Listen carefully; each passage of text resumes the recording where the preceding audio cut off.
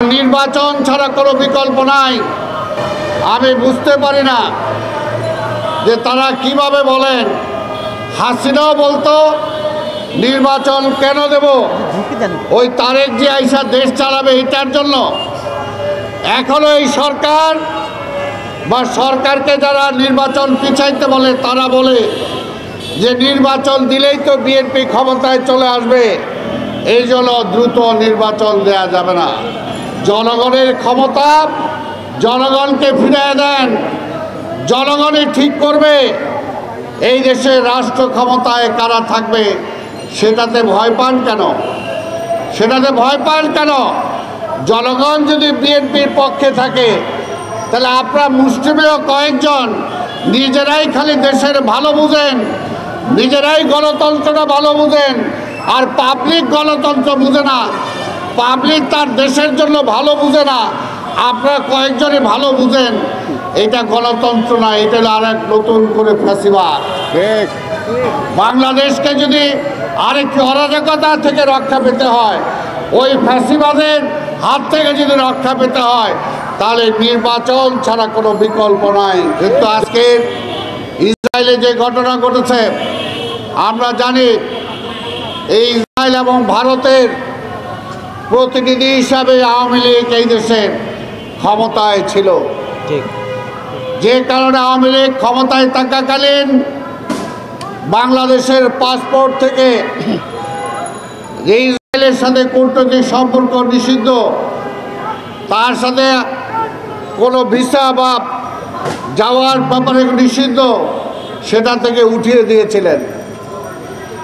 তাই এটাতেই প্রমাণ করে এই দেশের বিভিন্ন বিষয়ে ভারত এবং ইসরায়েল যৌথভাবে বাংলাদেশের অভ্যন্তরে আওয়ামী লীগকে দিয়ে চেষ্টা করেছে অনেক কিছু করার। তাই আজকে বলবো, বাংলাদেশের আন্দোলনকারী সকল দলগুলোকে বলবো, যারা আমরা ফ্যাসিবাদের বিরুদ্ধে লড়াই করেছি সেই দলগুলোকে বলবো আমাদের ঐক্য যাতে নষ্ট না হয়, পাশাপাশি একটি নির্বাচিত সরকারের ব্যাপারে যাতে আমাদের দ্বিমত না আসে। কারণ নির্বাচন ছাড়া কোনো বিকল্প নাই। নির্বাচনে আমি বুঝতে পারি না যে তারা কিভাবে বলেন। হাসিনাও বলতো নির্বাচন কেন দেব, ওই তারেক যে আইসা দেশ চালাবে এটার জন্য। এখনো এই সরকার বা সরকারকে যারা নির্বাচন পিছাইতে বলে তারা বলে যে নির্বাচন দিলেই তো বিএনপি ক্ষমতায় চলে আসবে, এই জন্য দ্রুত নির্বাচন দেয়া যাবে না। আসলে তারা জনগণের উপরে তাদের কোনো আস্থা নাই, জনগণকে তারা বিশ্বাস করে না। জনগণ, আমি বলতে চাই, বাংলাদেশের জনগণ কখনো ভুল করে নাই।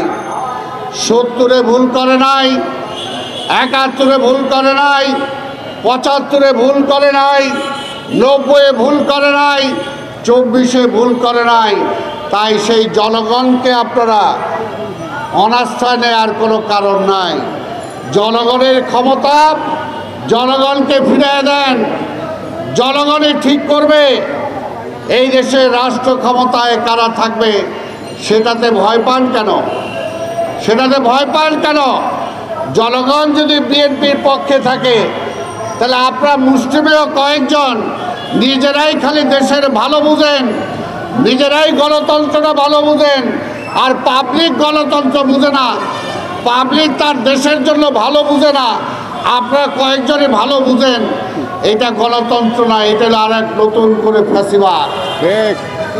তাই আমরা বলতে চাই, জনগণের হারিয়ে যাওয়া ক্ষমতা, বড়দের লুণ্ঠিত ক্ষমতা জনগণের কাছে যত দ্রুত ফিরিয়ে দেবেন, ততই আধিপত্যবাদের শক্তির যে ষড়যন্ত্র এখনো চলছে, বাংলাদেশকে কিভাবে আবার একটা দুর্বিপাকে ফেলা যায়।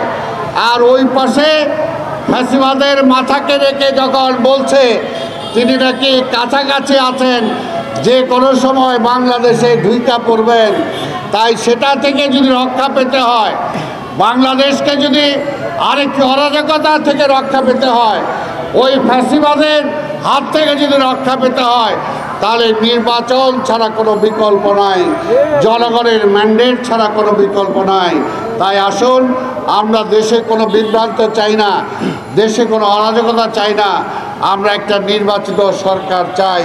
একটা নির্বাচিত সরকারই দেশে এবং সারা পৃথিবীতে জনগণের পক্ষে কথা বলার যে কোনো অধিকার তাদের আছে। তাই আমরা বিশ্বাস করি যত দ্রুত সম্ভব একটি নির্বাচন আসবে, এই দেশের মানুষ নিজেরাই নির্ধারণ করবে এই দেশ কারা পরিচালনা করবে।